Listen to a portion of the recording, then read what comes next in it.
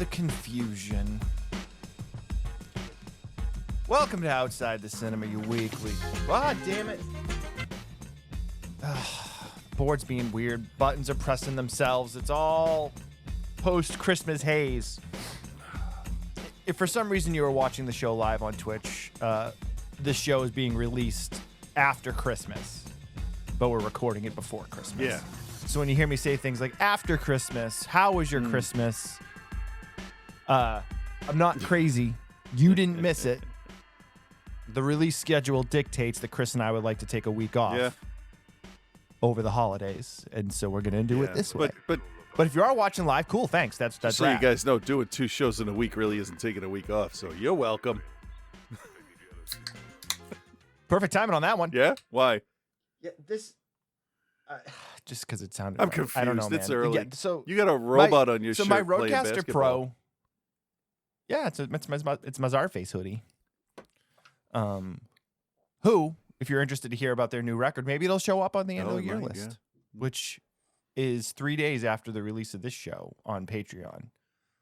But yeah, we're doing our live record show. So there's a link. There'll be a link in our Facebook group and a link on Patreon and a link in our group chat and all those fun places. But yeah, I was saying to Chris, it's earlier in the. It's not early. I mean, I've been up since 5, but like, that's the dog gets up at 5. Mel gets up at 5. So therefore, by proxy, I lay in bed until about 5:30 and then get up. So, yeah, it just feels a little bit earlier. We usually don't record until like about after 10:30, and it's only like 9 o'clock in the morning. Yeah. So yeah. But that's cool, bro. No, it's fine. It's cool. I do hope everyone enjoyed their holiday season, whether you celebrate Toyotathon or Happy Hyundai Days. Hope you enjoyed it. Don't forget funny story. You want to hear a funny Kia story? people out there. Well, what's the Kia? Well, it starts with a celebration? Do they have K, their own so I'm celebration? going with Kwanzaa because you got Hyundai and Toyotathon and Happy Hyundai Days. So that's Christmas and Those are Hanukkah. the 2 biggies. Oh, I don't know. Speaking this is of gonna cars, be so fun. no, it's not. So my wife drives a Subaru Crosstrek, and it's been just running like shit. It's 10 years old. It's 10 years old, like I think like yesterday.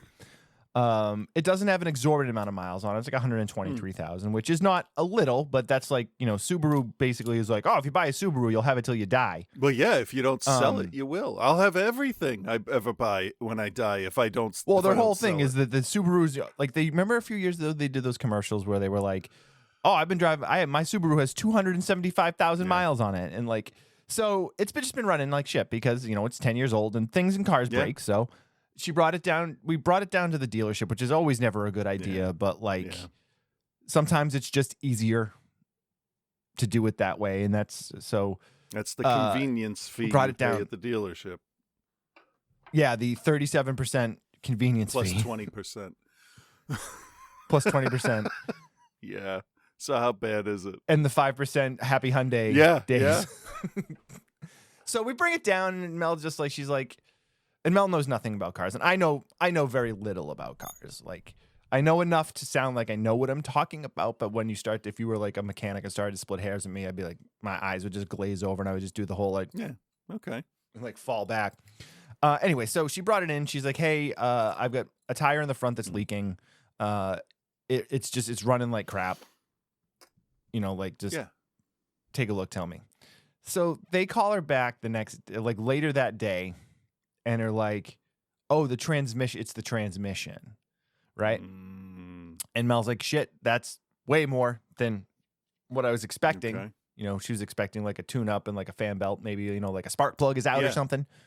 And they're like, yeah, no, it's the transmission, and the problem with the transmission is, we have to change the whole thing. Plus, you need 4 tires. Because all-wheel drive cars, you really need to replace all 4 tires at the same time. You can't. I mean, you could. You don't have to. That's bullshit. You can replace 1 tire. You don't have to. It's a good idea. No, but you don't have to if you don't have the money. Right. But it's recommended. Fine, I'll take that. I know their tires are going to be priced over at the dealership. But so then this guy proceeds to fucking tell her, you're not going to want to replace the transmission. Oh, he's selling a car. It's he's too selling expensive. you a car. He's trying to. So you went and took it back from them, right? Please tell me that before you tell me the rest Hang of on, this. dude, you're No, getting ahead of I yourself. can't Let me tell the story. let me tell the story. So he's like, and she's like, well, how much is it to replace the transmission? And this guy drops, are you ready for this? You're probably not ready for this. I could guess. A brand new 2024 Subaru Crosstrek base model is like $34,000. Brand spanking new. This is 10 years old, has 126,000 miles on it. This guy drops, do you want to guess? I'm afraid you're going to guess over, though. Third the cost of a new car. Which would be... How much are they new? 32,500 you can get a new one. Oh, no, you went way under. Under? This for a transmission? $17,000. You told him to replace the transmission. Keep his opinion in his stupid pocket, right? Because that sounds like some bullshit. On top of $800 for 4 tires. Yo, you got to report that place to like the fucking DA because that's some they're ripping people off. No transmission costs $17,000. Maybe for a semi, but fucking. Or like a really expensive like fucking Lamborghini or something. That's you know what I mean? stupid. Or even like a Tesla. I can't imagine a Tesla would have to have like, you know, like I can totally get like all of the computer stuff, like the specific thing. Okay, you know, I'll buy into that. But this car's 10 years old, has no like bells or whistles. Right. Like it's very standard. We put our own stereo system in it, so that's like the only thing that's been upgraded in it. Everything else is like it isn't even like a digital readout or like it's not automatic. So it's a no. So I know you're looking. I know you're looking. No, We've I've done. I'm done looking. I got it. So Mel says. So the guy says to her, "You're probably better off trading it in." Fuck it. He's a car salesman, not a mechanic. Okay. Right? So Mel comes down and says to me, she's like, this is what they said. And immediately I had the same exact reaction you did. It was like, nope, bullshit. Yeah. Bullshit. You could buy a used one with probably 100,000 miles on it for $20,000. Like, you know car, what I mean? yes. Like somewhere between. Like you could buy another car for that. What year is hers? My 13? It's a 2013, I believe. Maybe a 2014. All right. It's a great car. I love it. It's a great car. It's like that small SUV that's not too big. You know, we only have one kid and we got a dog. We don't necessarily need like a big car. But I drive a Chevy Volt, which is a plug-in hybrid. And those new, I have a 2017 and new, that was I think like 37. And I bought it used for I think like 16.5, 16.9 maybe. Be it was right before. Now that was right before the pandemic, and used cars were exponentially cheaper. Yeah. Since the pandemic, used cars prices have gone through the roof because nobody wants to pay for a new car, so everyone buys a used car. So used car prices are like across the board 15 to 20% higher price than they were then. But like I bought that car for less than what this guy told us was going to be a transmission, and my car's nice. It's got, you know, all digital. It's got everything, you know. You know, all the, you know, for 2017 plug-in hybrid, all the bells and whistles, you know? So I tell Mel, I'm like, we're not. I'll bring it to the mechanic up the street. And the only reason we hadn't brought it to the mechanic up the street already is because he gets really busy because he doesn't fuck people over. So like a lot of times if you show up, he's like, no, I can't take it. I can't take it this week or whatever. Yeah. Well, and, I mean, if you're it's kind of stuck waiting. If it's a small place, I get it. Yeah. Yeah, it's the Wakefield gas station that's right. Like you probably drive by it half the time when you would come here. It's right in the corner up there. Great guy. I don't remember his name, but like he's taken care of. When I still had my shitty Saturn, he kept that on the road an extra year probably. I remember that. Yeah. But so I'm like, we'll bring it down. We'll bring it down to this guy. And so I bring it down to him. I call. I go, hey, listen. I go, the wife's Subaru is running like crap. It needs tires. Can I bring it down? He's like, oh yeah. He's like, this was Monday. He's like, bring it down to me around close on Wednesday, and we'll jump on it. Or no, bring it to me around close on Tuesday. We'll jump on it first thing Wednesday morning. He calls me yesterday, and he's like, all right, the brakes and rotors in the front got to get done, which I wasn't entirely surprised with. We had the back ones done a couple years ago. Yeah. And I know I'd been putting my foot on the down, and I'm like, it sounds like there's some grind. And so that I feel like anytime you bring a car, it's always going to be brakes and rotors. But brakes and rotors isn't even something the other guy brought up. Of course. He didn't even get that far. Of course. He didn't even get that far. No, they just walked out to the car and went, oh, that's 10 years old. Fuck it. Well, the check engine light was on, and they were like, well, let's go in. And I'm sure there's probably something weird with the transmission, but I don't think it's a thing that you need to replace the entire transmission. Not for $50,000. No, right? Right. Seriously. So he's like, the brakes and rotors in the front have got to get done. He's like, your 2 front tires absolutely have to get done. He's like, the back ones, he's like, I would recommend doing all 4 of them. He's like, when's the last time you get tires on this? I'm like, I don't know if we've ever put new tires on it. Yeah, yeah. In the 10 years we've had it. Like, and if we did, it was at least five or 6 years ago. Right. So I'm like, all right, cool. And then he's like, we'll change the oil and it's due for an oil change. And it's probably, that could, have something to do with it running rough. Yeah. And so he doesn't even mention the transmission. Doesn't even mention it. Yeah. And I go, well, hey, let me ask you this. I go, the check engine light is on. What's the deal with the check engine light? And he goes, the standard maintenance. Yeah. You know Cars how like they're set after so many miles? Do that. I hate that. Yeah, well, they said it. You go 25,000 miles without having it checked out. The light comes on. So I'm like, it's not a problem. It's not indicating a problem. It's indicating that the company wants more money. Right. $17,000 more apparently. So this dude, who's a straight shooter, he's a good guy. I know he's not trying to sell me anything. Right, because he wants to stay in business. That I don't. Right, that I don't absolutely need. And this is why I've been going to him now. We've lived here for what, 8-9 years? I've been going to him for the 8-9 years we've lived here. So I know he's not trying to oversell me on anything. And I also know that he's not going to let that car leave there if it's like you're going to pull out and the transmission's going to blow up. You know what I mean? That's bad for business. So I don't have the exact price from him, but I'm expecting it somewhere probably around like $1,200-$1,300 as opposed to for over $17,000 for brakes and tires. Brakes, tires, oil change, and there was something else. That's probably the expensive one, because that sounds like $3,000-$4,000 worth of work tops. If even that, honestly, if even that. I mean, you can get a full set of all-wheel drive tires for like $500-$600 if you want to. Like, and that's probably, you could actually maybe get cheaper ones. But living in New England with the weather that we have, I wouldn't want to buy cheap all-wheel drive tires. Right. The oil change is probably, like if they do the like premium one, it's like maybe $600 for an oil change. No, not for. I'm sorry. Like, okay. Sorry. Okay. No. All right. $60 to $70 is what I meant to say. There you go. Not $700. I was really worried about your finances for a second there. Yeah, we burn money on things. Hey, you know what? If sometimes that's all right, but 10 times the amount you're going to spend, really? Holy, were they talking about the right car for you? I don't know, because we did the research and we went on Kelley Blue Book. And it said that a transmission replacement, a full transmission replacement for a Subaru Crosstrek should be between $3,500 and $5,000. Yeah. Not $17,000. Do you have that in writing? I don't know. I don't think so. He might have sent an email to Mel. I can check. That you should definitely pursue legal action on that, just to let the people in who is the one that goes after all of the shitty business practices?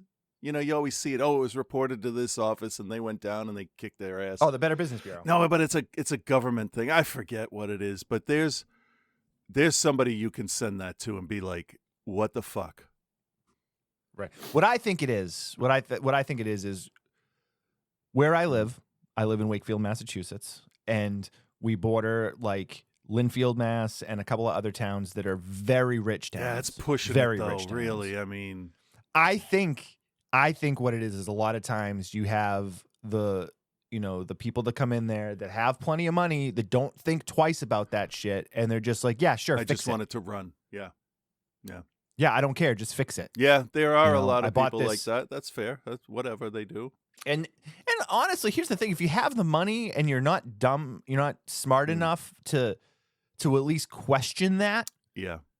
Like $800 for tires? Like, come on. I mean, what are you buying used F1 tires from the winning car, the most winning car in history? They're buying new ones. Yeah. They're buying new ones.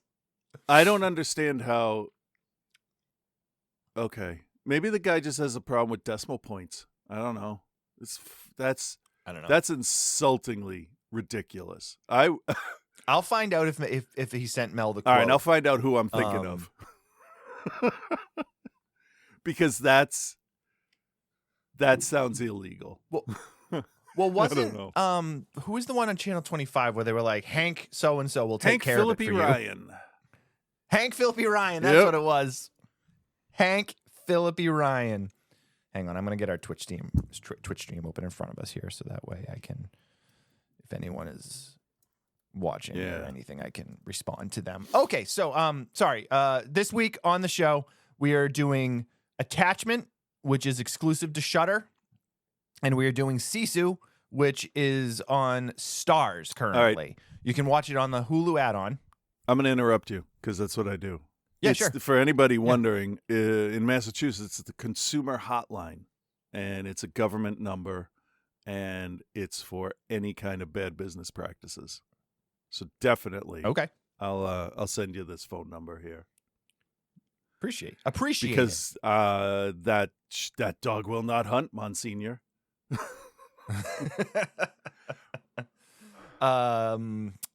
Yeah, so Sisu, which is available to watch on Stars, with the add-on on Hulu, and I think Amazon has one too. But if you have Stars, you can watch it on their app. Otherwise, you can purchase it digitally. Yeah, and I do have segments from Scott and Joe, which is good. We got a complete show.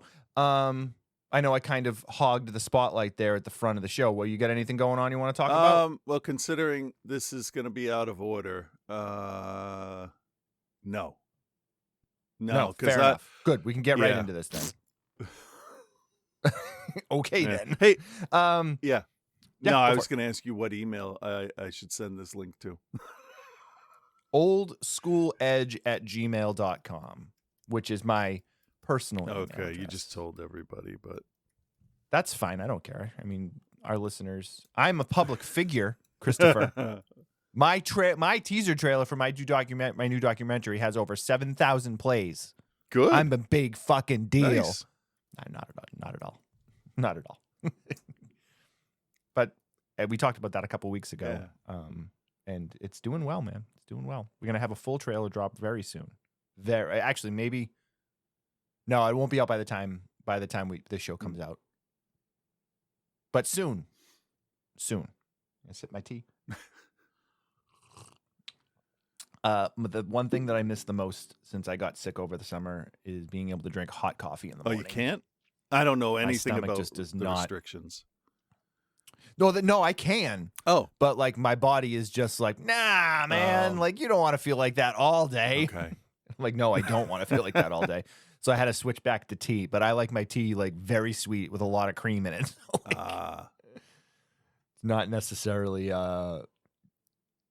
different, I guess. I mean, it doesn't hurt my stomach.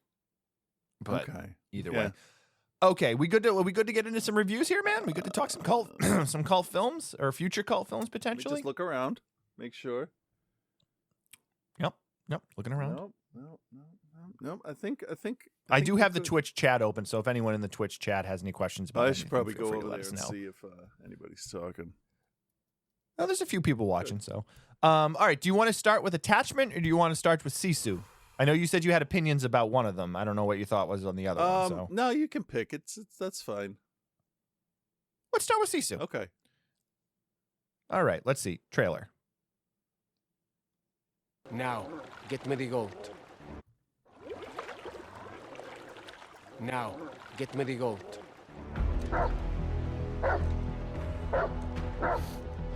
Oh, it's a clip. It's not a trailer. No trailer? Oh, I wanted a trailer. I feel like I watched the trailer for this. Clip. I mean, clip. There's not a whole lot of dialogue to give to people. Well, there's dialogue that's not the main character. Well, at least. Yeah. but there's a decent amount of dialogue otherwise. Let me just jump. Fucking stop, YouTube. Jesus, with all of the friggin'... They rolled out that, like, non-ad blocker thing, the thing that, like, stops your ad blockers and doesn't allow you to watch YouTube without allowing the ads. And since then, it's just, like, hammer time with ads on YouTube. All right, Sisu. I do have one. Okay, yeah, let's take a listen.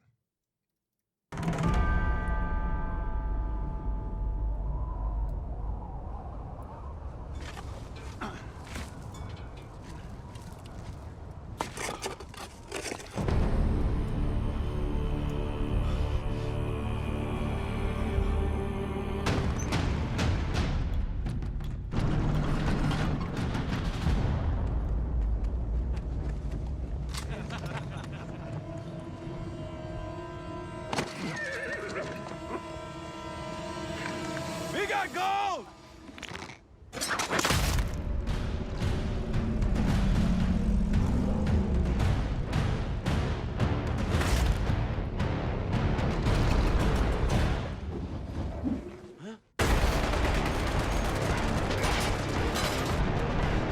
He's one mean motherfucker that you do not want to mess with. Any last words?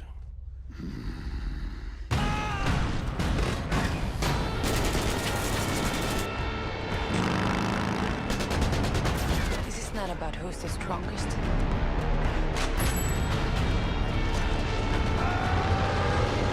This is about not giving up. And he won't. We have a word for that in Finland, but it's impossible to translate. Dope. All right, Sisu. So one of our patrons actually had recommended this as one of their picks earlier this year, and I apologize, I didn't write it down, and I don't have it in front of me. And I was like, we're going to cover it at the end of the year as one of our end of 2023 watches and stuff. So I'm glad that we finally got to it. So Sisu is directed by Jalmari Hollander, also written by Jalmari Hollander. He worked on Rare Exports. He worked on Big Game. So this is a Finnish film. It is finished. I saw it. It was completely done. No, Finnish. Yeah, they finished it. No, finish. No D. No D. I don't say a D. And basically, like, if you want to be ignorant and you want to explain this film, you can be like, this guy loves Tarantino's action stuff and feel, but doesn't want anything to do with the dialogue. Is that's what this movie essentially really kind of feels like upon like your like briefs and look at it and the way it's put together. It looks like a Tarantino film. The action is reminiscent of a Tarantino film. The titles, the coloring, the way it's shot. But he basically strips out all of Tarantino's bullshit dialogue that comes along with a lot of his films. Yeah, but to be, from my opinion here, I think he goes to the lengths that Tarantino can't imagine. There's one thing that happens. Yeah. In this movie. No. Yeah. And I think, and comparing it that way is kind of doing this film a disservice because this film is much more than that. Yeah. All right. Closer to Bone Tomahawk than a Tarantino. But I think Bone Tomahawk definitely has kind of a bit of a Tarantino feel to it too. Actually, all his stuff does. I feel like any type of like arty action. This was this was going for a Grindhouse feel. Tarantino doesn't own Grindhouse, so let's say that because we got the titles, we got the fuzz guitar, like it. This is a '70s throwback done with 2022 equipment. Sorry, if I could not give Tarantino credit for every movie that comes out that might have I just whatever. I don't want to get started on him because we're not talking about him today. No, all right, that's okay. So you got Jorma Tamalia, Askell Henny, Jack Doolan, Mimosa Walamo, Oni Tamalia, who was in Rare. Was one of the little kids, or was the little kid in Rare Exports, which was nice to see him. I didn't recognize him until the very end when they put his name up against his face, and he had a normal face at that point. And I'm like, shit! The whole time it was him. Okay. So the story is pretty simple. IMDb's synopsis. Well, there's here. Let me give you the official synopsis from Lionsgate. During the last desperate days of World War II, a solitary prospector played by Jorma Tamalia, sorry, I burped, crosses past the Nazis on a scorched earth retreat in northern Finland. When the Nazis steal his gold, they quickly discover that they have just tangled with no ordinary miner. Yeah, he's over there is 18. No direct Is this true? While there is no direct translation, the Finnish word is Sisu. This legendary ex-commando will embody what Sisu means. A white-knuckled form of courage and unimaginable determination in the face of overwhelming odds. Yeah. And no matter what the Nazis throw at him, the one-man death squad will go to outrageous lengths to get his gold back, even if it means killing every last Nazi in his path. I mean, I do have to say, when I was watching this, and Mel came in the room, and she was like, wow, this is incredibly violent. And I'm like, yeah, but let's be honest. Who doesn't want to see Nazis murdered in the bloodiest possible ways possible? Yeah. And she looks at me, and she goes, all right, yeah, I'll agree with that. I'm okay with they do this guy wrong and he gets revenge, but it was just like I was cheering for him because it's like anytime you see Nazis bited on film, it's like it cannot be violent enough. Yeah. And I have to say, the Nazis, the actors portraying the Nazis and the costuming on them just spoke volumes, about their look, their clothes. Like he's got the leather jacket and he's got all his Schulstaffen crap on, but there's a big tear on the sleeve, so he's trying to be presentable, but he's basically beat to shit from war. And it just everybody's outfit told a story about what they'd been through, which was really nice. Well, and the timing of this is very important, too, because at the beginning you get a voiceover narration. You know, it's the end of World War II. The Nazis are basically being forced to pull out of Finland, and they're basically just destroying everything in their path as they leave. Yeah. And so you know it's the end of the war. So when you see, Bruno is the leader of the Nazi group, played by Askelhenny, and, you know, he still has the, nice leather jacket, duster that, you know, has all the pins and everything on it, but, he is fucking beat. His shirt is fucking torn up. He's dirty as fuck and covered in mud. And so, you know, these guys have seen their shit and they're on their way out. Yeah, they're retreating. So they're not going to be in good shape. No. So the film starts, they give you this narration. They talk about what Sisu is and how there's no thing. And then, you know, we get these beautiful Finnish landscapes, just gorgeous cinematography. The opening shot low with the brook. It was fantastic. I want to go there. It's cold. Me too. I'm not going to because it's really fucking cold. Because it's the northernmost point in the European Union. There's a week. There's a week in July. I think you can go where it's freezing. I'll just give it 10 more years, and then I'll go when it's just normal warm like here. I really do want to visit Finland and Norway, especially. I want to visit, but I would love. I think we're gonna be going to London. I think in March.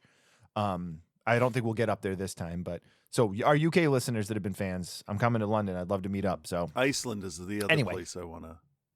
Yeah, I would like to go to Iceland too. Yeah. Anywhere over in Scandinavia. I'd like to leave this country. Is what I'm saying. For a little bit, dude. You could go to Montreal for a weekend. I've been there.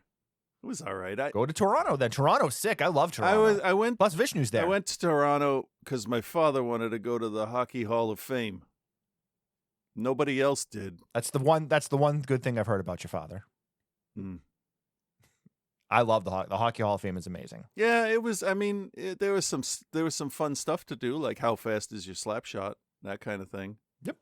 But I'm not into hockey. You got to be a hockey fan, though. Yeah, you absolutely really appreciate do. it. So I was bored out of my mind. You know, if I'm gonna sit and explain where I got every one of my pops from and why I bought it, you don't give a shit. That's how I was. All right, let's get back on the movie here. So it opens with these gorgeous landscapes. We meet our main character, who isn't even really given a name until midway through the film. And he is, he's got his dog, he's got his horse, he's sleeping in a teepee. And he's digging holes, and he's in the brook looking for gold, and he fucking finds it. Yeah, and he finds a lot of it. Yeah, yeah, finds a lot. Yeah, but his reaction was just perfect, priceless. It was absolutely perfect. So good because you don't need to know that he's been looking for this for probably years since he came off of whatever job he was doing that we haven't said yet, really. But like he knows this is my ticket out. I can go somewhere else away from all of this. And you're really happy for him. Even though he was fighting for the Nazis because they controlled Finland. Yeah. Yeah. Well, he's fighting for the Soviets, essentially. No, he was against them for a while. Remember? Is that what it was? Yeah. My World War II history for that area is not great. The Soviets gave him the nickname because he was killing so many of them. Oh, yes. But then since the Nazis are forced to get out and the Finnish have to push them out, they switch sides. I mean, it's I was playing the new RoboCop game, and at one point the mercenaries realize they're not going to get paid, and they all are just like, "Okay, bye," and they walk away. And that's what it is, really. If you're not paying me to do this, I'm not fucking doing it because it's brutal. I like that. So he gathers his gold together. He gets his dog. He jumps on his horse, and he's going back to, the city to cash in his gold. Yes. He unfortunately, though. Can we wait? Actually, let me. Yeah. So, as he's digging the holes, he hears explosions and stuff, and there's just this fucking incredible scene at one point where he kind of like looks up, he hears like the explosions, and he walks, and then all of these German fighter pilots or planes, bombers, fly overhead, and I'm assuming that was done, with computers, but it fucking great shot though. It just looks awesome. All of these bombers flying by him, flying low in the sky, just really good stuff. Really good stuff. Yeah. All right. So he gets on his horse, he gets his gold, he gets his dog, and he's heading back. And, minding his own business, he runs across a group of Nazis that are going to Norway. And they've got a tank. Yep. And they've got a couple trucks, and they got a motorbike. And then they also have a group of ladies that they have kidnapped and are taking with them. Yeah. They affectionately refer to them as the bitches. Of course. And dude, Atami is minding his own business.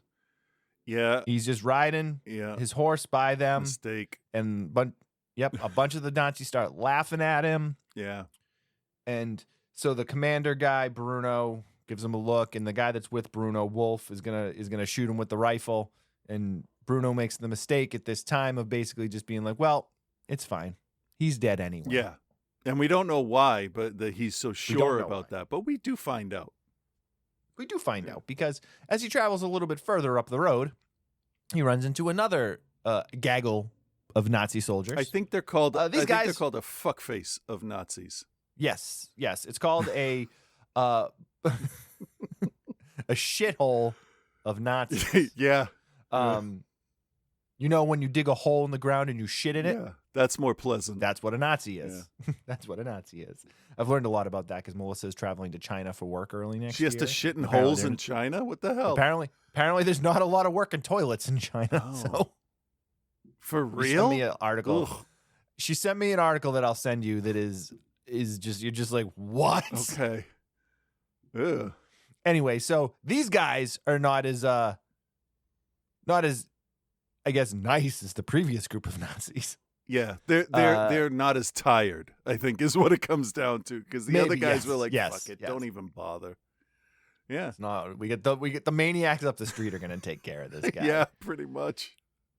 So they stop him and they're like, "Hey, what are you doing? Where you going?" And he doesn't say anything. We also put into this, Atami does not speak in the film until the final frame of the movie. Yeah, he doesn't talk until he has to. Right. Because he's got nothing to say. Right. And so these guys are like, what's going on? What's in the bags? And they realize that he's got a bunch of gold on him. Yeah. Not just so a they're like, bunch, all right, cool. Well, enough gold. He's got enough gold. Yeah. And so they're like, oh, dude, this guy's got gold. Let's kill him and take his gold. Because that's what Nazis do. Yeah. They kill you and then take your shit. Everybody knows the term Nazi gold. And this is where it came. Yeah. No, Wasn't Nazi gold before they showed up. Nope. It was somebody else's gold before it was Nazi gold. So they're standing there and he puts the gun to the back of his head. And now we haven't seen him do anything to this point. And this is probably what, 20 minutes into the movie, maybe? Maybe. Enough time that what he does and his reaction is quite jarring, because we haven't seen him do anything other than dig holes, cry about finding a bunch of gold, and chill with his dog. Yeah. So this guy is like, puts the gun to the back of his head and he's like, all right, I hope you're ready to die. Speaking That's fine. Perfect That's English. fine for a Nazi's accent. That's absolutely fine. Speaking perfect English in a movie that takes place in Finland. Well, I mean, why not? Right? If you're watching it in Finland, it's still a foreign language, and let's be honest, America doesn't have a I'm splitting hairs on shit that we don't need to. Shit that we don't need to. So we know that your boy Atani, we see him getting ready to unsheath his knife. Mm-hmm. And when he does, and this kind of goes back, we were talking about, like skull bones and stuff last week or 2 weeks ago at the movies. This dude just takes his fucking Rambo knife and literally shoves it in one ear of this guy, and it comes out the other side and puts it just straight through his head. And I know, you're probably not gonna be able to do that, but that shit was sick. Yeah, as a reveal of this character's fucking murder superpowers, that was fine. I was totally fine with that one.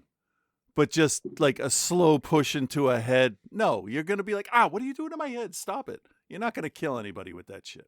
No, it's like, but this guy, done. This Nazi, dead. Dead. And the best part of it, too, is the reaction of the other guys, because they just look. Yeah. And like, they needed to take a second to be like, yeah. Oh, shit. Like, what did he just do to Hans? Yeah. And they then stumble to get their guns and because they're arrogant. Murders them all. It's just one dude. Fuck him. Yeah. One old man. Yeah. Totally unassuming, even though he was one of the main guys in Rare Exports, so we got to see him be fucking crazy in that. True. Too, but they also hint those guys probably haven't seen Rare Exports. No, do they celebrate Christmas? I don't know. Anyway, we do get to see that he's all scarred up in the beginning when he is taking when he's bathing, which looked to be with cold water outside. So everything about this movie is cold. Yeah, you're not kidding. It's shot cold. It's colored cold, so it's got a very bluish green tint to the film, and very cool. Yeah, it's got that, but nobody seems to fucking care. It's got that early morning February feel. If you're in the northern hemisphere. Very much so. Yeah. Very much so. So he kills these dudes. 7 of them. 7 of them. One of them is left alive. And I use the word alive in quotes. He's alive. Yeah. Yeah. For just long enough. Just long Which enough. makes so me he think then gathers. Right. So the other guys that he had passed the first time now hear the gunfire and decide that they're going to have to come back and inspect with what's going on. So he's gathering his gold, and he's trying to, he starts to head on his way. So then the other guys come back in the tank and they see what's happened here, and they're like, shit. But one of the guys has one of the pieces of gold. And now this guy, your boy Bruno, figures out that this guy's got gold. Yep. And he's like, well, I'm a Nazi. So that gold he has should be Nazi gold. No, that gold that he has is Nazi gold, and he has to go reclaim it. That's how Nazis think. Because they owned everything. Yeah. And this guy was just very much like, this gold is also going to set me up now that the war's over. That's what everybody wanted, yeah. And so that guy, they go, his Bruno's second in command there, Wolf was great acting job because he was a fucking brute monster. Yes. The acting in this movie in general across the board, very good. Yes. Very good. For such an ultra-violent, like, grindhousey movie. Yeah. Great job by everyone involved. So they're following him, and they slowly catch up to him, and he's still just kind of going slow, and then they kind of stop. And then in a scene that made me jump off the couch because I did not expect it, and I had the TV very loud. Yeah. The horse he's on steps on a landmine. Which is what the Nazis meant when he said there's only death that way. Right. This horse explodes. It's gross. Yeah. He is thrown for a loop. And then they're like, okay. Yeah. I didn't like that happened to the horse. And he really, that tore his heart out when he's laying. That was the point, I think, where he was they talk about he won't stop. I think that's the point where it was like, okay. Yeah, because I think when they were shooting at his dog, he was more like, all right, dog got away. That's fine. I'm still going to fuck him up. And then the horse was like, oh, okay, that's it. We're done. Yeah. You're done. Yeah. We're all done. So he's laid out trying to figure things out, and he's trying to gather his gold together. The only time he looks panicked. Really, yeah, because the gold's everywhere, and they're rolling up on him. Yeah. He's trying to get the gold back in the bags. And the Nazis, being the Nazis, send their low-level people out in front of them because they know. Because he asks, he goes, Wolf, how many landmines did you bury over there? Yeah. And Wolf's response is the perfect response. All of them. Right, because, make this unsafe to pass. Okay. Just line it with explosives. So now, in what is literally the world's greatest game of whack-a-mole, they send the lower-level guys out, one lower-level guy out, boom, blows up. This guy, the next guy's like, shit. Yep. Boom. Then they send two out. And then they send two out. And they're walking on the sides of the road, like where the tank treads would be. Pop. Everybody's popping off in this. and then of course, because they're Nazis, get two of the bitches. Right. Why waste your own men? I don't know why they didn't do that in the first place. Because they're arrogant Nazis. That's why. Because they can't rape and pillage these women if they're dead. Yeah. Yeah. So needless to say, there's now there's a ton of smoke, and so they can't see, which was why they were sending the people out. So they send the people out. They're going very slowly. They eventually start to catch up to him, but he's, as we know now, he's a fucking Rambo style. Oh, wait, hold on. Survivalist. He actually kills one person. And it's not all he throws a landmine. It's not all landmines in the ground that kill people. That scene. No. They're all killed. They're killed with landmines. They're just not in the ground. Yeah. There's the rare aerial landmine that takes the one guy out, and that was so satisfying. It was so sad. This whole scene was so satisfying. So then he starts to fight back. He's got his I don't know what they call it. What's the pan that you sift the gold with? Pan. His gold pan. He's holding that up as a shield as he's trying to slowly back away. Yeah. Against what's essentially a 50 caliber machine gun, so it's like but there are also small arms there too, so whatever. Yeah, so this is the point in the movie where your level of reality with this guy's survival skills goes out the window. but you know what though? At first I was kind of like, and not to get ahead of ourselves, but as it goes on and it kind of ranks itself up, I'm like, okay, that may they tell a story about him, and at that point I'm like, all right, this isn't just a straight drama anymore. We're entering into some kind of supernatural territory, maybe, because it legitimately, he will not die. The Russians, the things they put him through, he will not die. The Russians called him the Immortal. Okay. That's his nickname, so he doesn't die. I get it. Good. Let's go. It's not a nickname. No, it's a description. So he just consistently, and I don't want to break down all the things that happen, but like it's a revenge movie. He's fighting for survival while also trying to take these guys out for taking things from him, his horse, his gold, you name it. His dog's essentially gone at this point. Yeah, because he sent the dog off to run. The dog does come back, and then they try to kill the dog. By strapping potato masher, a stick of dynamite to it. But I will say, and we'll call out one specific kill in this movie that is something I had never seen before. Hold on one second before you. For anybody out there that's seen the movie, don't correct Bill. It's fine. Stick of dynamite, hand grenade. It's okay, everybody.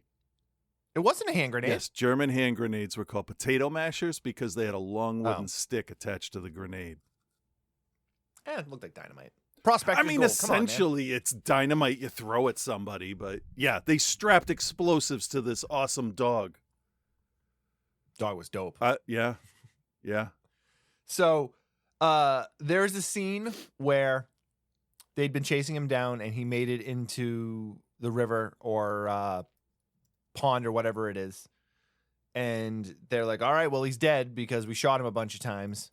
So take the boat, go down and get the gold. Yeah So was one guy, one German soldier jumps into the water, swims down, and like I said, I'd never seen this in a movie before, and if it's happened before, cool, but it was the first time I've ever seen it, and it's just like insanely ridiculous and amazing in so many ways.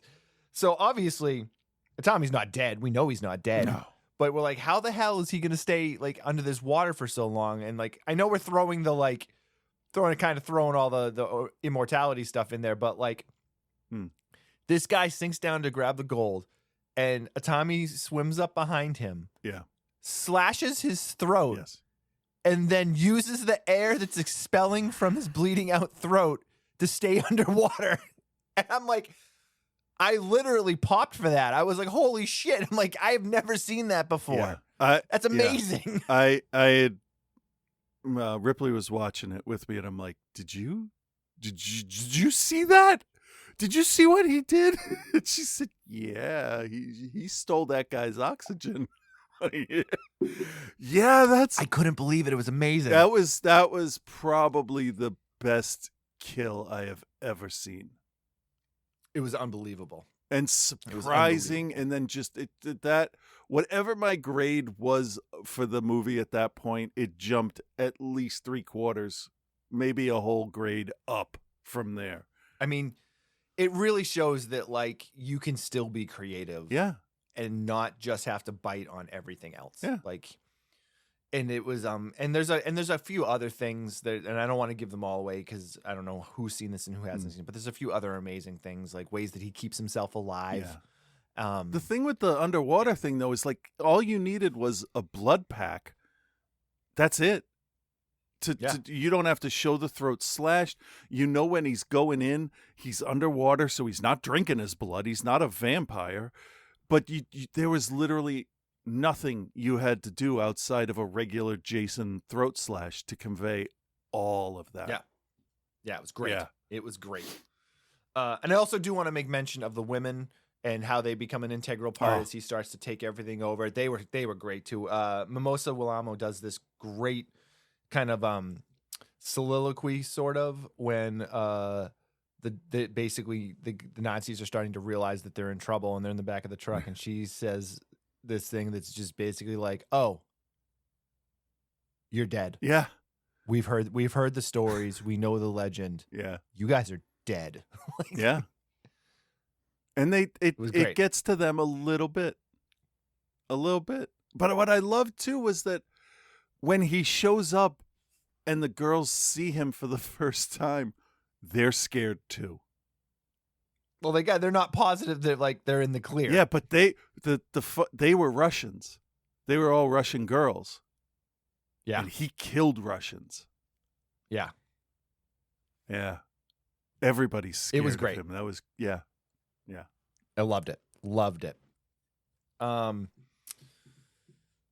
I don't want to ruin anymore. So why don't we play the sound clip? Why is that still going?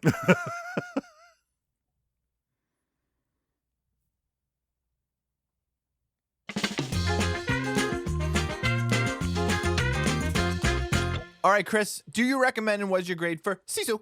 Yes, I recommend this 100%. For a number of reasons. Like you like great acting. You like a character that can convey everything through body language and not speech.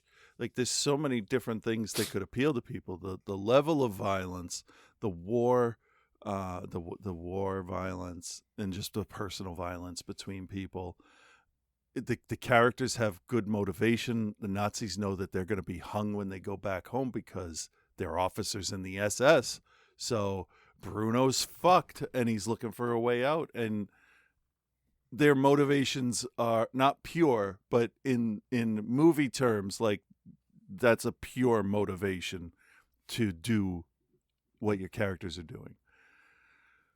This movie surprised me. I had seen the poster a bunch of times. It had popped up. I didn't really see a lot of people talking about it. And the title kind of sounded soft. So I was just kind of put off by the whole thing. I didn't like the image of the knife up against the guy's head reflecting the Nazis. It looked cheesy to me. It's a well-done poster, but all in all, the whole feel of it does not convey what's in that film. So get past that. Watch this movie. It's an A. This is an A. This is fantastic. I could not have been more surprised or happy with this. Yeah, I'm also giving it a very high recommend. One of the best things I've seen this year, no doubt. Acting is incredible. The cinematography is fucking great. Oh yeah. And then the use of the the CGI stuff is actually done quite well.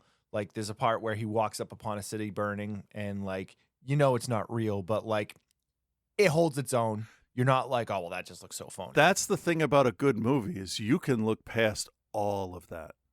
But if the movie's 100%. Boring and you have time to think about it, no, forget it. Yeah. Its pacing is really good. It moves along quickly. It ramps itself up. So by the end of it, you're like, you know what? Anything could happen at this point, and I would be like, okay with it. Yeah. So yeah. And God, there's nothing I enjoy more than watching Nazis bited in violent ways on film. Yeah.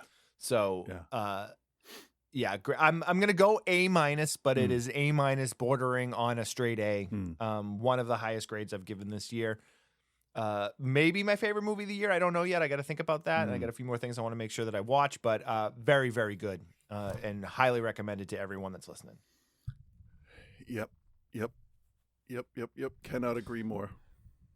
Cool. So before we jump into attachment, just want to give a shout out to Aaron in the Twitch chat. He is talking about some of his photography and giving you compliments on your drawings. Yes, which I think is a wonderful Very thing. nice. Thank you. I kind of went off at Twitch when we started doing the review. That's right. I'm telling you what was said. What was said. All right. Next up, Attachment. Available to watch on Shudder and AMC, and you can rent and buy it on Prime Video and all the usual suspects. Here's a trailer.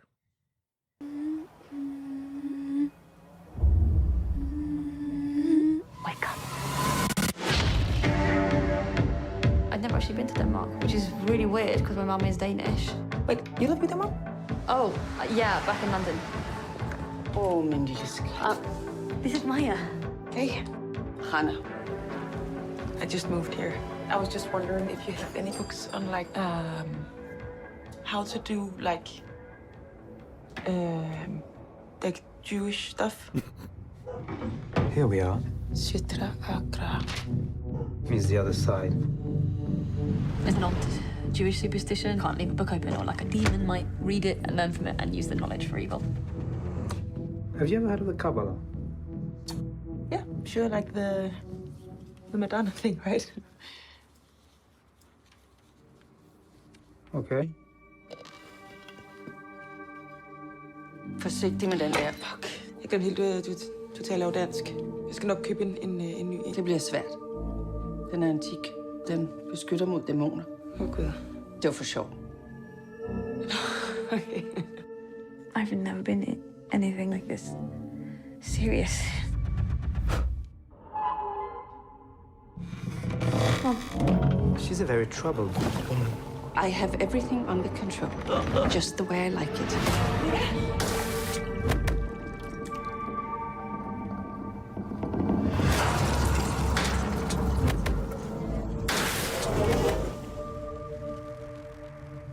ikke bange for dig. Det passer jo ikke. All right. Attachment. Original title, Natten Har Ejan. So we have done a handful of Jewish folk horror movies the last few years, and almost all of them are related to the Dybbuk. We did that Dybbuk box movie, which was interesting. Not necessarily great, but interesting. And what was the other one that was the big budget? I thought I had it here. I don't know. We did one where the dude was that the one the Adventures of Chris Fuckface or whatever his name was. Yeah, the Dybbuk box one. Yeah, that's where he's like, I bought this off of eBay. Blah blah blah. Yeah. Ugh. But there was like a budget, like a big budget Dybbuk box. I think it was called the Dybbuk. Let me check. It might have been. But we've done a few. Now I definitely don't have I'm not a religious person in general, but I don't have a really good, strong understanding of the Jewish faith and the Jewish religion in general. I mean, I obviously know, all your basics, but when you start to get into kind of the folklore and, the stories, it's a pretty foreign thing to me, which I actually really love because we talk about religious horror movies quite a bit, and I love when it's something different. And I feel like there's been a lot more of Jewish kind of folk horror recently, but it's still not like exorcism films and the amount of Christian faith-based horror films that we get all the time. Yeah. Which are a dime a dozen at this point. And honestly, not really very believable anymore. So whenever I get something that's a little different, I'm into it. Anymore. So the story, this is written and directed by Gabriel Bier-Gilslon. I don't recognize any of his other work. So I think this might be his feature debut. Okay. He's worked as worked on some scripts and continuity department, crews, writer. So yeah, it looks like this was probably his first major release. So the story is pretty simple. We meet Maja. She's a Danish actress who is past her prime, best known as playing a elf in a Christmas elf in a show. She bumps literally into Leah when she's going to do a cheap library type performance. Yeah. And it's very much a love at first sight situation with Leah. They inadvertently exchange books, and then Leah comes to exchange the book back, and Maj is just like, hey, let's hang out. Let's go get a drink. And they go back to her house. They start with coffee and they move along, and they the scene where they lean closer together before they kiss it felt like the most real thing I'd seen, because they move a little bit and then it's like you got to register the other person's reaction. Am I doing this? Is this okay? Are they going to reciprocate? It was all there. That little thrill of a first kiss was really well conveyed through the actresses. They did a great job. They did for that part. Yeah, for that part they did a great job. So Leah is visiting from London. She's going back to London the next day. She's supposed to leave, but she decides not to. Yeah. And her mother keeps calling her, and she's like, "Oh, my mom's kind of overbearing. She's old school Jewish. We live in the Hasidic part of London. I don't know exactly where it is. They say it at one point, but yeah, she's just weird and old school. And so she decides to stay for an extra day. The phone's ringing off the hook. They are sleeping together, and in the middle or very early morning is what it felt is Leah kind of just is jerking around weird in the bed. And Maja wakes up, and Leah's not in the bed anymore, and she's just staring at herself in the mirror. And it's this very unsettling thing, but Maja just strikes it up as she was sleepwalking, because nothing really overtly strange happens. There's some sound. She's kind of weird growling and stuff, but nothing that's you were sleepwalking. But then later in the day, she has a seizure. Yes. And in the process of the seizure, she snaps her knee. I don't know whether it was an ACL injury or a broken bone or exactly what it was, but she injures her knee pretty severely. Yeah, because the woman was trying to help by holding her down or trying to hold her in place. And if you don't know what you're doing, you're going to break somebody's bones because they're not going to realize, oh, there's resistance because they're not in control. Right. So, but she did it with the best intentions, though. So. No, she had the best. She was trying to control her flailing limbs, and it just happened. Yeah, and there she had was no warning, so she freaked out. Yeah. So, Leah needs to return to London. She needs to return home now because she's injured. And Maja's just like, you know what? I got nothing going on here. Can I come with you? And Leah's like, yeah, that would be amazing. But my mom's real weird, just so you know. And she's like, yeah, whatever. And like Maja's like, good. I'm good with moms. Yeah. I don't know if she is, but she seems to think she is. So they travel back to London, and we meet Hannah, who is played by Sophie Grabal, who is Leah's mom, and she is that old school Hasidic Jewish wife. Her husband has left her, and that's kind of talked about how the dad kind of just left. We're not giving a lot of background on that right off the bat, but Hannah's immediately ice cold to Maja. Yeah. Like, it's like she going out of her way to be like, you know, like Maja introduces herself and goes to shake her hand, and like she doesn't shake her hand. Yeah, she's which is like trying to get her to leave immediately. Yeah, and there are a few things that are more insulting, I think, than when you go for a handshake and somebody just doesn't shake your hand. Yeah. And she knew. It wasn't like, oh, you like, hey, give me a high five, and you're not paying attention, you don't see it. Right. Which is also very awkward. Yeah. I've started now, it's rare, but if I go to shake somebody's hand and they just look at me, I'm like, all right, well, fuck me, I guess. Because I don't care. You're not going to be kick them in the nuts. You're not going to be nice enough to be. I don't shake hands anymore, actually, but I used to, back before, because I'm not touching people that I don't know anymore. Not after COVID. Not after having that twice. And yeah, I mean, I'd appreciate that. I don't particularly care about it, but I totally understand that. Yeah, with anyway, my respiratory issues, I'm like, yeah, you know what? No, I don't shake hands anymore, but it's nice to meet you. And then people are all like, okay, fine. Yeah. So Hannah's basically like, I don't want you here. Yeah. But my daughter likes you, and there's a number of instances where Leah is very much like, you need to be nicer to her. Like, why are you acting like this? But she's very, Hannah is very much about separating Leah for her, treatments and, whatever she needs to do for, the doctor and her leg and, all these things. And basically tells Maja, she's like, you can't be here when we're doing this stuff. So Maja obviously is just trying to, kind of get settled in and, figure out ways to connect, and she's finding these weird, she finds this weird, if you watch the trailer, she finds this prayer bowl that's put in a specific place and it's set down a certain way. And then Hannah gives her a pendant that's basically you need to wear this at all times. And she's like, why? She's like, oh, it's good luck.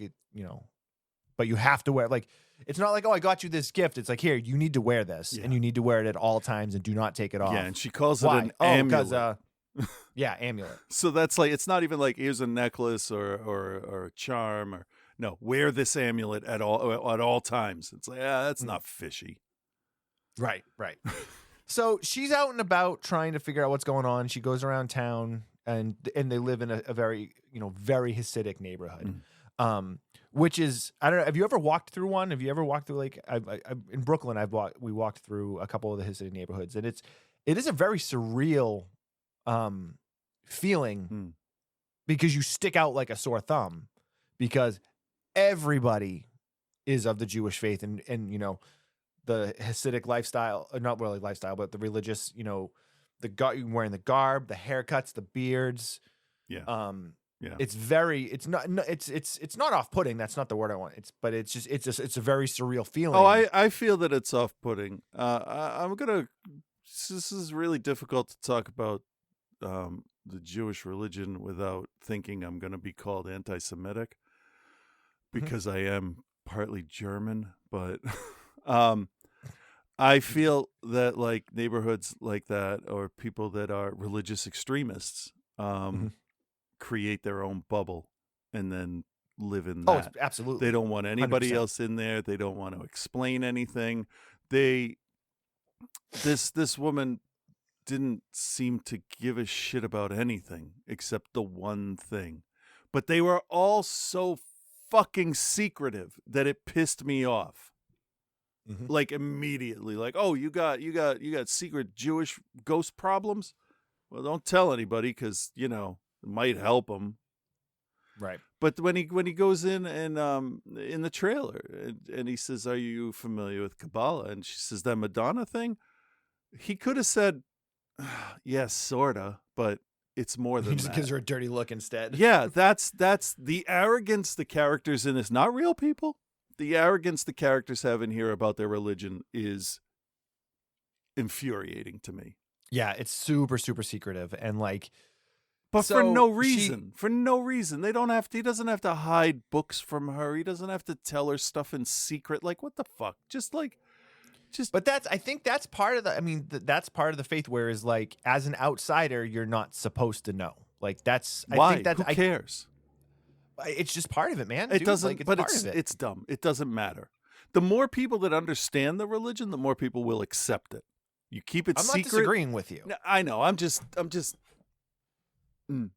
But that's just part of it. When I was walk through the neighborhoods, like we got looks like you got the "why are you here" look. And I'm like, well, I'm here because I took the wrong turn. At a job that I used to have, we would have people, all different people, come in, and honestly, the rudest ones were them.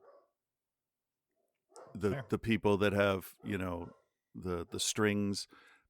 Once. I don't know what it is, the black object that's strapped to the head. I'm not going to say the box, but it's because it's not actually a box. But like the people that are really into their religion don't want to talk to me. And it's people not that like are really into any religion, though. It's not even just the it's oh not no, even the Hasidic Jewish faith. It's just anyone that's that into religion.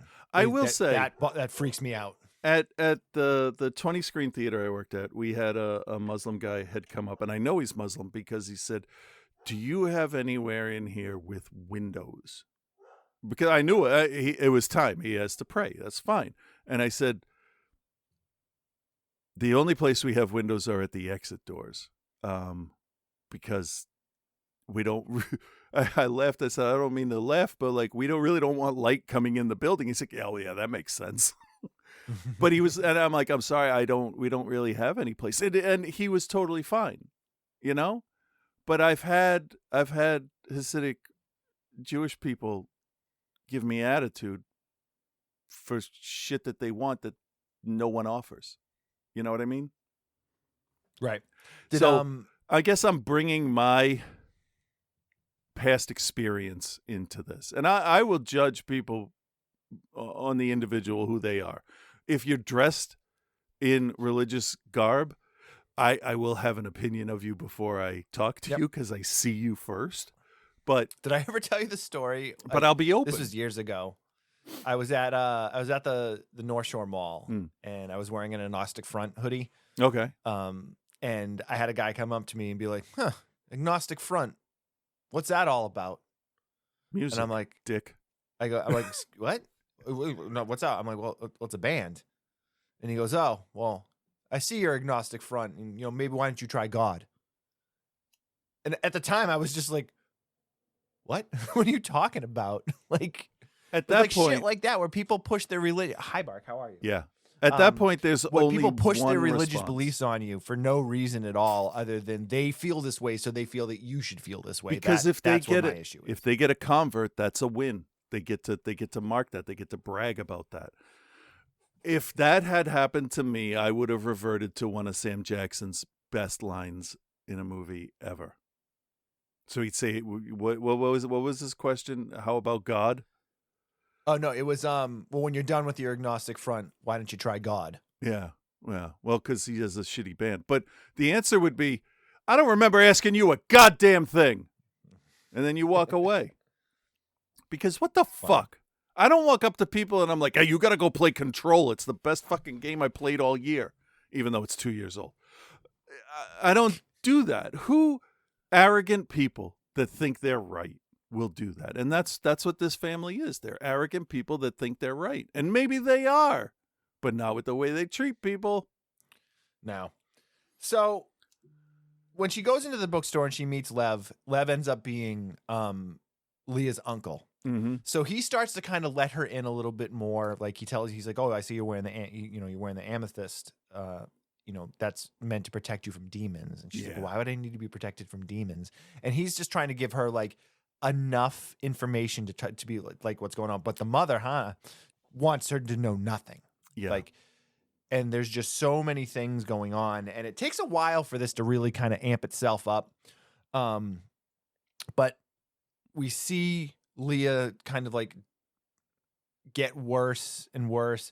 But the issue is, no one really kind of cues Maja into this. And that's kind of, you and I were chatting about it a little bit just through text messages, where like the big issue kind of comes because Maja's fighting against Hana, thinking that she's doing things to Leah, and she sees things happen to Leah that Hana's doing that is basically like, well, I got to get her the fuck out of here. And then this is where you need to give information. So when she moves her out of there, then things take a very, very bad turn for the worse. And we get to where we get to without giving away too many specifics. Yeah. So overall in this, it's a slow burn. It's quiet. My biggest issue, other than some of the way things are communicated, but that was also done purposely to frustrate you. I felt like the Leah and Maja characters, I didn't feel the love between them. Like I didn't feel like it felt kind of like kind of phony almost in a weird sort of way. And I don't know if that was on the actresses or the way it was written, or I just didn't feel between them. I have a decent idea about that because before they get her back home, they want to be near each other. They want to be like just in like touching, even if it's just hands, whatever. Just they want to be together. But then once the mother is introduced, she reverts back to almost a child and will do anything the mother says. And the mother doesn't like the new girl, so she's going to be a little cold. It's all informed by the mother, I believe. And it's interesting too because the mother is fighting with Maja, and like there's like the things where like she's bringing her soup and she's like, "Oh, I would love some soup. That smells really good." She said, "Well, you can't have any." Yeah, that's not for you. And so like it's kind of frustrating because you're like, well, a little bit of sharing of information in this would have, and it would have completely changed the movie. And I get that that's the reason why it's done the way it is, because then you don't get the movie. But like at the same time, I'm really frustrated because like you're not helping. No, there was no one was helping anybody in this. And keeping secrets, we know keeping secrets in horror movies, it means death for everybody usually. And like, I would say that the mother should welcome someone else to help carry the burden, but she doesn't see it that way because she wants control of her child for her entire life. Yeah. And she's used to being in control because they have to do what they have to do that we may or may not talk about. And she doesn't want anybody. It's basically she believes she's saving her daughter's life with what she's doing and doesn't want anybody to interfere. And any new person is a potential spot where everything can go to hell. Yeah. What I will say was really good was Hana, Sophie Grabal's portrayal of Hana, I thought was actually quite good. And they do a really, really good job of making her look just so beat down. Yeah. Because I looked at pictures of her like in everyday life and like, photo shoots and stuff, and like she looks like a completely different person. Oh yeah, they like did when such a good job. When you go look up the woman that played the nurse in Rebirth, is that what it was called? Yeah. The severe other main character that wasn't on Scrubs. I would never passing her in the street know that they were the same. Never know it's the same person. Good job. Good job. And also, without giving away exactly what happens, I felt the conclusion of this left me a little underwhelmed. Yeah. Yeah. I get that it's a low budget, quiet film. Can we throw a little spoiler thing on here for a second? Because that's my main problem with the whole movie. Sure. Okay. So from this point on, let me look at the 3 or 4 minutes. Fast forward. Okay. All right. Go. All right. Spoiler. Go. So it's a Dybbuk, but there's no resolution for it. There's no what is it gonna do? What is it gonna do to her? Nothing happens. They stand there, rock back and forth, and chant, and then she leaves. It was the most anticlimactic ending of a movie I'd seen in a long time. I felt like, did they cut an entire reel out of here where there's a struggle or anything? And there wasn't. It was just, we're going to do this thing. We're going to step on this. We're going to do that. And then this person's dead. Okay, we're done. Good job. Yeah, but what the fuck did you just do? I honestly thought, and since we're in spoilers, I honestly thought that the Dybbuk would have been the father. And it didn't seem to be. Yeah, it was. So when they actually break it down and give you the, what's exactly happening, it's all in the folklore and it all makes sense, but its presentation, and I get that they were keeping it quiet and it wasn't going to be this big, over the top exorcism scene or something like that. And I like that, they did the circle of salt and it was very supernatural. Salt burn the bones. What are you going to do? But it just kind of ends and it happens. Yes. And, full spoilers, the mother sacrifices herself to save the daughter. But I didn't even understand why initially she did that. Or how, when they explained what they needed to do. Yeah. I didn't think that was something that, how she was able to step into the circle, remove her from it and keep the Dybbuk in the circle, but, remove it from her body or whatever. Yeah, no, because they talk very much about if we don't save her, everybody dies. Why? Right, exactly. But then you don't even follow that rule. And maybe we missed something. I don't know. You know what, though? No. I watched that movie. I paid attention. I don't think I missed anything. If I did, I'll admit I'm wrong. But a lot of times I see people, not people I know, but in general, people online are like, I love the movie, but the ending sucked. And I'm always like, well, how the fuck did you expect it to end? I mean, it's got to end some way, either for a sequel or for good. This is one of the few times, well, they could have done that better. That could have been a better ending because there were so many other ways to go. And they just didn't do anything. It was kind of just a whimper of a conclusion. And I thought all that tension, all that setup, all the confrontation between the mother, the uncle, and the new girlfriend, all of it was just like, okay, it's all set. What? No. Yeah. It was too All right, easy. let's kill spoilers there. And that's great.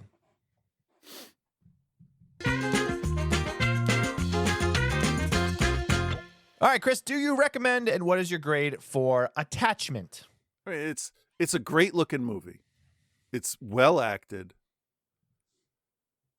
But the decisions and the conclusion just did nothing for me.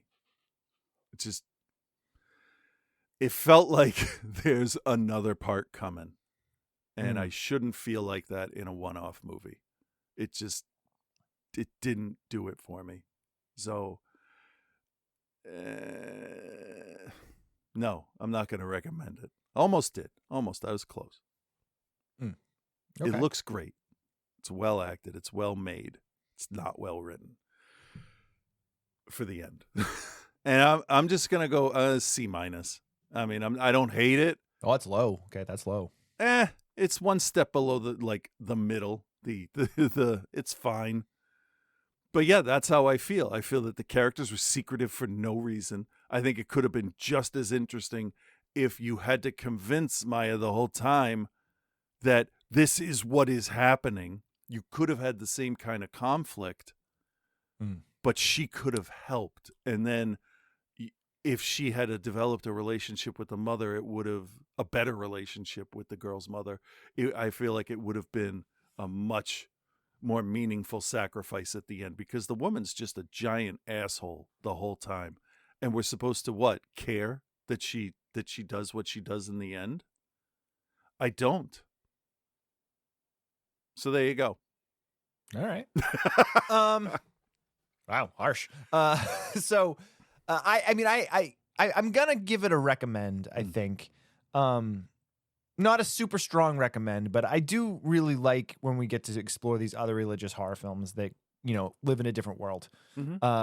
So I appreciate that. I agree with you that I thought it looked great. I think the acting was great, but again, I also agree with you that the writing failed in a number of spots. I didn't feel the chemistry between the two, and I don't know whether it was I don't think it was the acting. I think it was the way it was written. But yeah, there's some frustrating stuff. But I think overall, I think it's more good than bad. That's true. Yeah. In terms of a grade, I'm feeling C+, B-, I think. I've sat with it for a few days. I actually watched this like about a week and a half ago. Okay.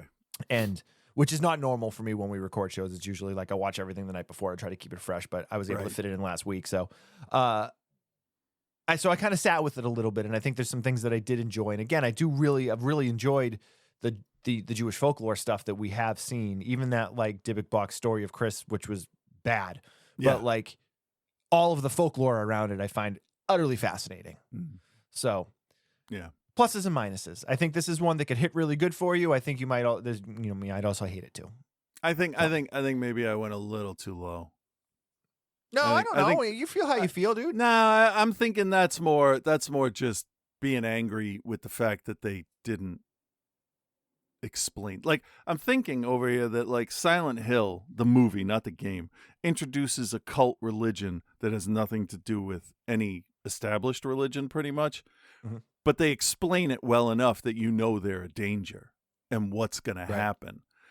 And like, this is a pre-existing religion that people should know about. And like, how have you not heard of a Dybbuk? If you know what a djinn and a poltergeist is, pretty sure you're going to know other ghost stuff. But whatever, I would think maybe I would give it a C+ on a rewatch. Okay, that's fair. That's fair. You're allowed to make changes. You might, and who knows? By the time the top 10 of the year comes around, maybe it'll end up on the list. Yeah, if it's a top 200. Top 200. All right. No, anyway, I'm kidding. Right. I'm mean. I'm being mean for no reason. Nice. So Joe is back, and I think this will probably be his final Christmas movie, if I'm not mistaken. Yeah. Well, let's just see what he's got. Well, hello, Bill. Hello, Chris, and hello, OTC Nation. It's your boy Joe here, and this week for Christmas, I took myself to a town that has no name, because they never said what the name of this town was in this movie. I made myself watch All Through the House. Happy holidays, everyone. Here's hoping you get what you want for Christmas. All I want right now is a good movie. It's fair. Or at least a passable movie. Also fair. Going through lesser-known Christmas horror has reminded me what a mixed bag my favorite genre can be. Sometimes even in the same movie. I'm looking at you, Silent Night, Deadly Night. And the entire wave of Krampus-based movies, all 74 of them, mostly on Tubi. And every iteration of Black Christmas. Yeah. Going back for a second, I fucking swear, once Americans found out about Krampus, boy, we ruined that shit real quick, didn't we? Yep. That's what we do. We will just wear something out. Fuck.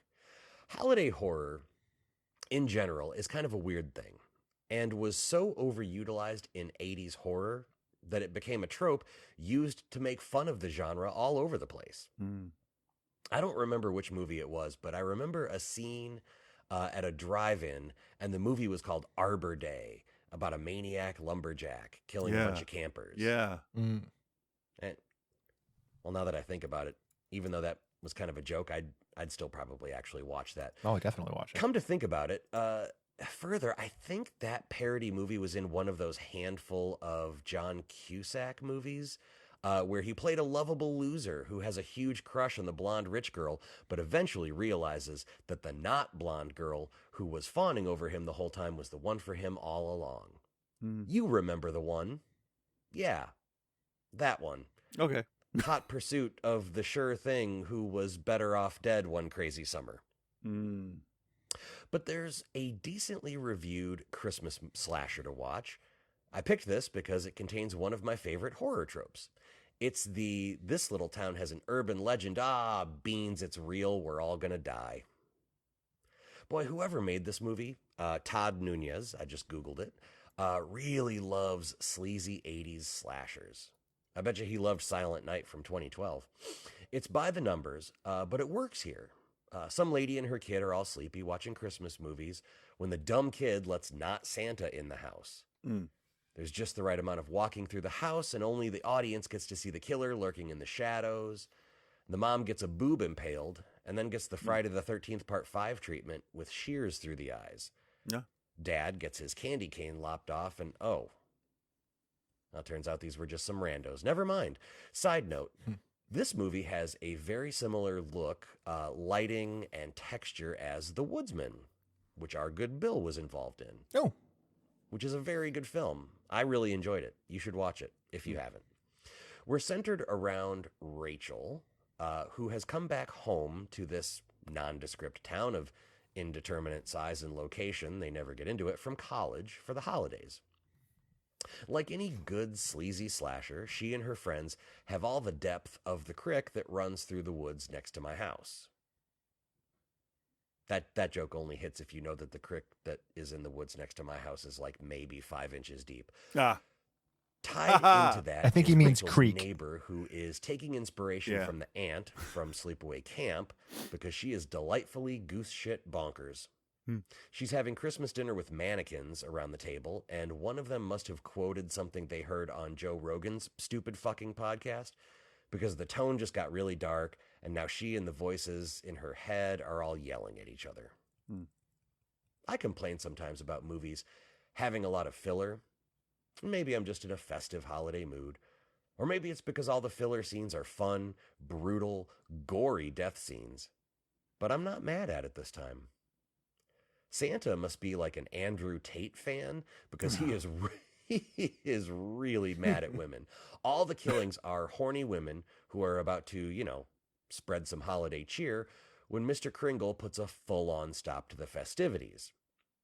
And in the scenes where there's a dude involved, they get turned into a soprano, as the old joke goes. In a movie full of brutality, I've been most disturbed by the fact that if I visit my West Michigan Chevy dealership, I can lease a decently equipped Silverado 1500 for only $319 a month. I'm watching this on Tubi. Turns out the bonkers lady's husband was boning Rachel's mom, went around the bend himself, and has been in prison for the last 15 years. What any of that has to do with Christmas or dressing up like Santa and decreasing the population of this town has yet to be explained. At all. There's only 18 minutes left in this, so I'm guessing I'm about to get buried under an info dump. Or maybe an expo dump? Like exposition? Maybe both. Both same probably thing. work. It's the same really thing late. to me. Bear with me here. I was right. And we're in sleepaway camp country again. There was a missing girl from 15 years ago. She was the daughter of the bonkers lady. Bonkers lady wanted a girl, got a boy, did some home surgery, and blamed it on her cheating husband. What? Now the kid has escaped the funny farm and is unaliving every woman in sight and castrating every dude. Clever. But original. Though, to be fair, I've seen worse and more egregious ripoffs. This movie is chock full of nods to other horror movies. My personal favorite was the old lady in the wheelchair getting pushed off the cliff, which I'm pretty sure was The Pit. I think it is. I think it was The Pit. So Rachel is half-sister to the killer. The bonkers lady wanted a girl, which started this whole kerfuffle. So she's going to kill the killer, and Rachel will be the daughter she wanted all along. But then Rachel gives the assist to the killer, and now Rachel is the new bonkers lady, and Boy, the dismount on this film was sloppy. Here's the thing. The good. All the killings are fun, brutal, gory, and practical. Not that they could have afforded CGI in the first place. This was a very low-budget affair, but they made the absolute best with what they had. The bad. The plot is sloppy. They don't start unraveling the mystery until there's like 20 minutes left, and by then, I don't care. So it's all senseless. Also, none of this had anything to do with Christmas. This just happens to take place at Christmas. Christmas. All Through the House gets a pass. It's worth, I would say, one watch, if only just for the cool murdering of people. Christmas is over now, mercifully. I took the good with the bad. So, Bill, only thing left. What am I going to start 2024 out by watching? I mean, it has to be New Year's Evil, right? Yeah. Has to be. Yeah. All right, OTC Nation, you heard the man. I'll be back with that next year. Huh? Yeah. Yeah. All right. Forgive me. Until then, happy holidays and be good, everyone. Thanks, Joe. Happy holidays and a very Merry New Year to you also. Definitely. Before you jump to the next one, can I got one thing that really absolutely pissed me off. Sure. So I'm watching. I started Monarch last night, the legendary Godzilla show. Legendary being the studio, not the fact that he is legendary. I haven't watched it yet. So I know that any new show, I have to give at least 2 or 3 episodes before I am sure. But episode 1 ends with this girl finding a picture on an old data device because it's from the 70s. And it's a picture of her mom, this main character's mom, standing in a giant footprint, right? Dinosaur-looking footprint. So this is 5 years after Godzilla attacked San Francisco. The 5 years after the first movie, the first American movie. No, with Bryan Cranston. So the hacker that got through the encryption the girl says, that's my mom. And in a world where Godzilla exists, this hacker, who's supposed to be smart, mind you, says, yeah, but what is she standing in? It's a fucking footprint, you moron. It's a footprint. What the fuck? It was the dumbest line I have ever heard a character say. If giant monsters have been attacking the world and I can't figure out that's one of their footprints, just fucking put me down. All right, because I'm done. The cognitive decline was instant with this person. It was wow. It was infuriating. I'm Is like, the show that's good otherwise. That's the level of writing we're gonna get for this. It's okay. I don't know. I've only watched one, but it did look like in the very beginning you get a fight between Kumonga and Ibira, sort of, but not really. And I hate the fact that they call them Titans. I just don't like that. But whatever. It's not my show. Fine. I got Godzilla -1. I got Pink Godzilla coming up. That's fine. I'm happy for them. I'll watch Monarch. We'll see. But that is not a good showing for the intelligence of your writing in the first episode. Definitely not. Speaking of the intelligence of writing, here's Reverend Scott with his last segment for 2023. Well, thanks to fucking Christmas, I have 2 segments to do this week, which obviously doesn't inconvenience me in the least. So, oh, no. Why would it? Poor baby.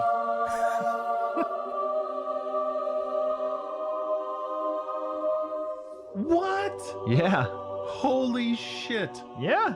With Reverend Scott.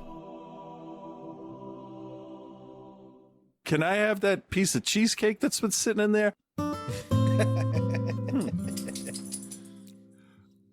Oh, I remember. Hey there, saying Bill and that. Chris. This is Reverend Scott. Man, first of all, I want to choke you. Well, that makes 2 of us, because as I already said, this is just one of the 2 segments that I'm making this week, and I have to do both in 2 days. Normally, I just do 1 segment in 2 days, because... shit takes a long time. This shit takes a long time. But you're not here to listen to me make completely justified complaints about your complete lack of planning. You're here to find out your new opinions on movies. We actually planned it good this time. Starting with... Talk to Me. And luckily for you, I reviewed this one 2 months ago on episode 812. Now, you already knew not to believe all the hype on this movie, but you still had a lot to say about this movie anyway. Way more than I have time or the endurance to talk about right now. But I'll tell you what I will do. Since you already know what I thought about this, and it's already been covered twice on the show already, I'm just going to do a highlight reel of your hot takes from last week's review of Talk to Me. Hot takes. Let's begin. You could push a banana through a zombie's skull. Oh, yeah, look at this weirdo. I slayed the Witch King of Agmar. Shut your fucking mouth. I haven't been on a date in over 25 years. Because they're fucking stupid. Oh, that's a fucking game changer. Oh, that was awesome. I'm done. I'm out. The supernatural is real. I gotta go build a fucking proton pack and find smart people. Because fuck that. They're rotten, rancid corpses. I would absolutely end up in a cult. I'm not letting that thing in my body. Yes, I would do it once. Absolutely. I'm a fucking idiot. So, just like last time, I give Talk to Me a C+, and I give the review a B+. Moving on to... Birth, Rebirth. Yeah. This one sounded very interesting to me. Not so much that I watched it before making this segment, although I really do think I'm going to eventually.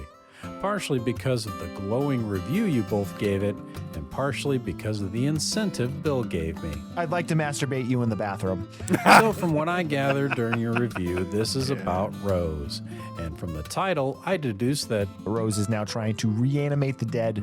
And it's her sole priority. Only cares about what she is trying to do, and everything else can just fuck off. Yeah. So much so that she's taken upon herself to look like a billionaire. She's not made to be attractive. She's just a human being. No makeup, no hairstyle, no clothes.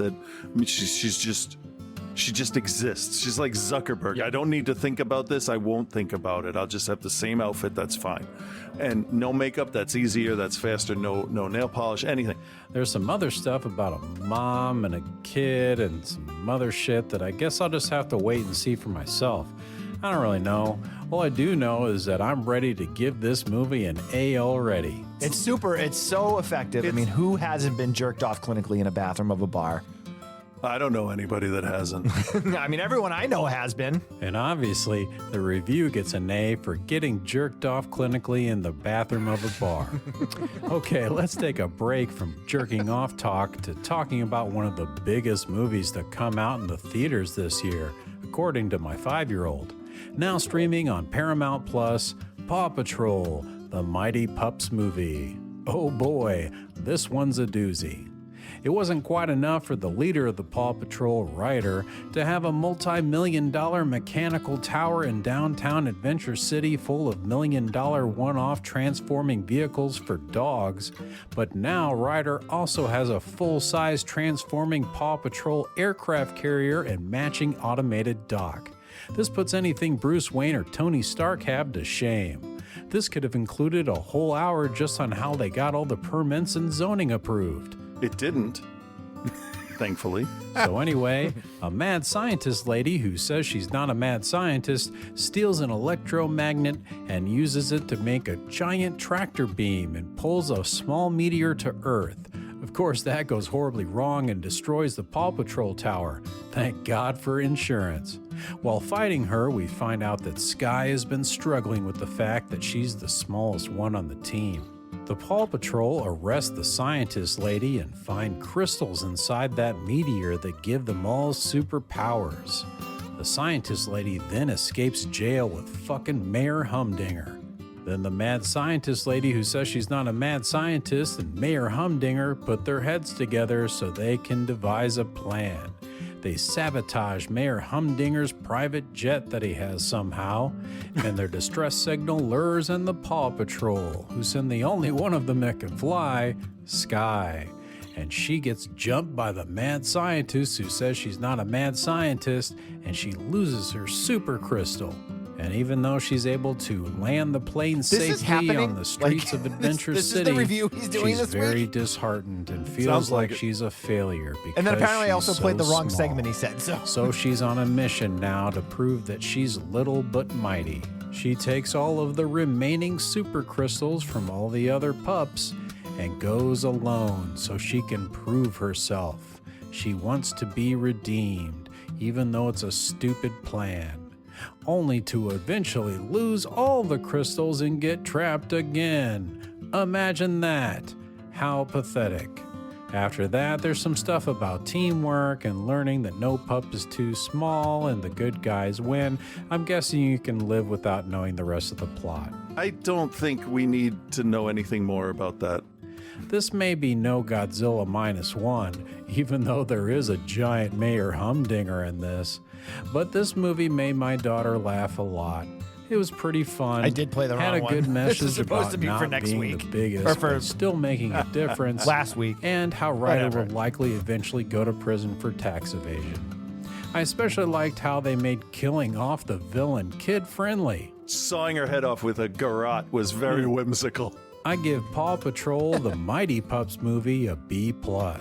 I recommend you see it, especially if you have a little girl to watch it with you. Okay, that's enough holy shit for one day.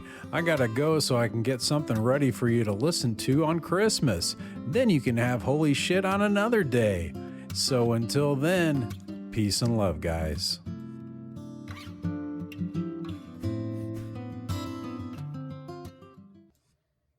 Outside the cinema, watch Bill and Chris every week live on Twitch. But yeah, it was a really interesting thing to watch these two people interact. One says, I absolutely have to be here. And the other one's like, the fuck you do. I would like to masturbate you in the bathroom. Yeah. I've said it twice now in case Scott missed the first one. Okay, good. Yeah, I played the Madam Order. I'm not playing it again. So goddamn, hang on, time paradox here. So the show that you heard last week was supposed to have that segment on it. Right. And the show this week was supposed to be the segment that was last week. Yes.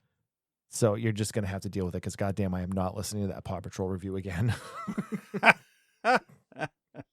So with all of that said, Scott was watching on Twitch. That's the only reason I even knew. All right, hey, thanks for listening. Thanks for making 2023 a great year for OTC. On the 29th of December, we will have our top 10 album show. There is a link to watch the show live on Riverside on our group chat. I will put one in the group. Oh, so that thumbs up shows up when I do a thumbs up. What are you talking Maybe not about? on my screen. I don't see anything on my side. There's nothing now. So, Okay. So yeah, watch the show there. We'd love to have a live group. That's really all we got, man. Enjoy your new year. And next week's show, I think, is our top 10 of the year for 2023. So do it, yo. Yeah. That's all I got. Do that.